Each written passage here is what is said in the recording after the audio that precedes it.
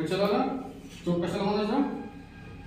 म्हणजे आता first stroke engine म्हणलं तर हा पिस्टन काय करतो, एवढा अंतर कापतो, टीडीसी ते बीडीसी एवढा अंतर कापतो, तेवढं त्यानं वर्किंग केलं की एक स्ट्रोक पूर्ण झाला. अशा पद्धतीने आपण त्या स्ट्रोकचं काउंट करतो.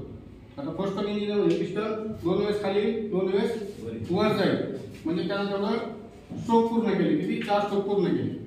म्हणून आपण त्या इंजिनला फर्स्ट स्ट्रोक इंजिन असं ओळखतो. तर आता हे टीडीसी आणि बीडीसी याच्यामधलं अंतर म्हणजे स्ट्रोक. काय? स्ट्रोक.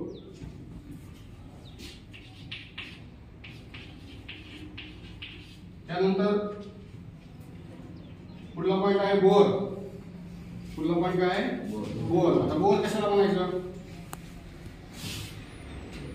बोर म्हणजे काय?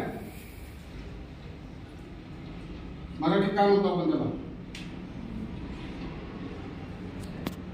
व्यास. बोर म्हणजे काय? व्यास. आता एक पिस्टन सिलेंडर लाईनर मध्ये किंवा सिलेंडर बोर मध्ये अपलोड करतो, बरोबर आहे? मग आता हा जो सिलेंडर लाइनर आहे, हा जो सिलेंडर लाइनर आहे, याचा जे आकारमान आहे, याचं जी आकारमान आहे किंवा व्यास आहे, त्याला आपण बोर या नावाने ओळखतो. सिलेंडर लाइनरचं जे आकारमान आहे त्याला आपण कशाचं नाव ओळखतो? बोर. म्हणजे तो त्याचा व्यास झाला. एखादा गोलाकार पाईप असतो ना, बरोबर आहे, आत पोकळी असते, आपण मोजतो ना, त्याला काय म्हणतो? व्यासच म्हणतो ना किंवा बोर म्हणतो. तर तशा पद्धतीने हा सिलेंडर लाइनरची जी काय आतली पोकळी आहे किंवा गॅप आहे त्याला आपण बोर या नावानं ओळखतो.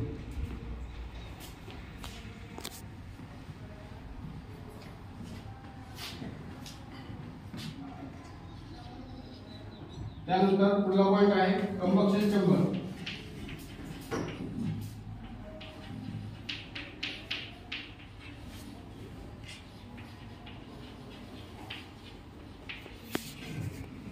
पुढला पॉइंट काय आहे?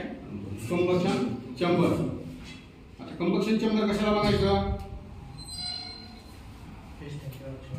पिस्टनच्या वरच्या भागाला किंवा पिस्टन हेडवर जो गोलाकार खड्डा कोरलेला असतो त्याला आपण काय म्हणतो? Combustion chamber. किंवा हाच खड्डा काही ठिकाणी सिलेंडर हेडच्या खालील भागावर सुद्धा कोरलेला असतो. समजा काही पिस्टन जर तुम्हाला असं फ्लॅट दिसले, त्याचा हेड फ्लॅट हेड दिसले, तर समजायचं त्या सिलेंडर हेडचा तिथं कंबक्शन चेंबर दिलेला आहे. मग आता हे कंबक्शन चेंबर कशासाठी दिलं असतं किंवा त्याची व्याख्या काय आहे, आपण कसं ओळखायचं? तर कंबक्शन चेंबर कशाला म्हणायचं? तर जेव्हा इंजिन मध्ये आता सांगितल्याप्रमाणे 4 स्ट्रोक घडून येतात, 4 स्ट्रोक झाल्यानंतर एक वेळेस पॉवर तयार होते. मग त्याच्यामधले पहिला स्ट्रोक आहे सक्शन स्ट्रोक. सक्शन स्ट्रोक मध्ये काय होतं? सिलेंडर बोर मध्ये शुद्ध हवा आतमध्ये घेतली जाते.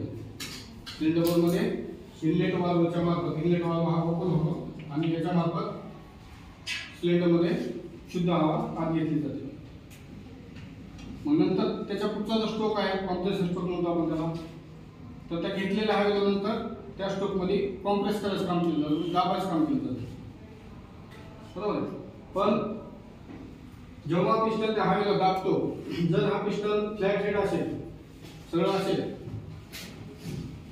तर हवा दाबत असताना त्याला रोटेशन मिळणार नाही. त्याला काय होणार आहे? रोटेशन भेटणार नाही. रोटेशन न भेटल्यामुळं कॉम्प्रेस केल्यामुळे जी हवा तिथे गरम होणार आहे, हीट तयार होणार आहे तिथं, तर ती ठराविक एका बाजूलाच तयार होईल. ठराविक एका बाजूलाच तयार होईल. तर असं न होता ती पूर्ण हवा एकसारखी उष्ण झाली पाहिजे किंवा गरम झाली पाहिजे. यासाठी त्या पिस्टन हेडवर तिथे एक खड्डा कोरलेला असतो, त्यामुळं हवा कॉम्प्रेस करत असताना त्याला रोटेशन मिळतं, म्हणजे चक्राकार पद्धतीने आतल्या आत फिरत जाते.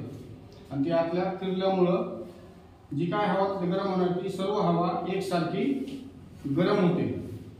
सर्व हवा एकसारखी गरम होते आणि एकसारखी गरम झाल्यामुळे नंतर त्याचं फ्युअल पडून त्याचा जो मिश्रण जाळलं जाणार आहे ते पूर्णपणे 100% जाळलं जाईल आणि त्यापासून आपल्याला पूर्णपणे एनर्जी प्राप्त होईल त्या इंजिनला.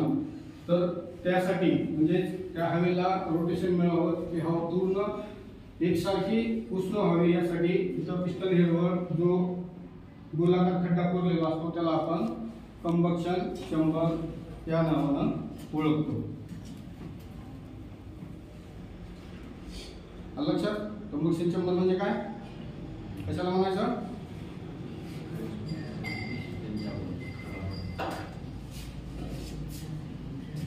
सांगा. कंबक्शन चेंबर यायला लक्षात? हवा कॉम्प्रेस करत असताना पूर्ण हवा एकसारखी समप्रमाणात उष्ण व्हावी म्हणून पिस्टन हेडवर जो गोलाकार खड्डा दिलेला असतो त्याला आपण कंबक्शन चेंबर असं म्हणतो.